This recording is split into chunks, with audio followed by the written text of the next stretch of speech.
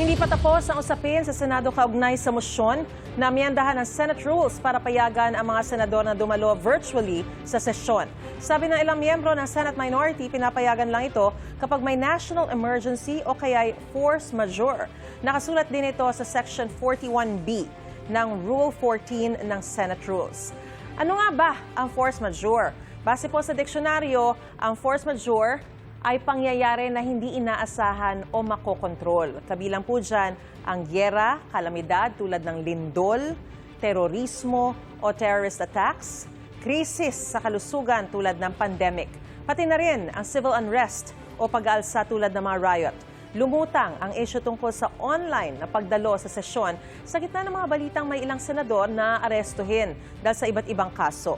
Sakaling ngang may makulong at maamyendahan ng Senate Rules, sabi ng eksperto, ang korte pa rin ang masusunod kung pwedeng lumahok ang mga senador sa sesyon habang nasa loob ng kulungan.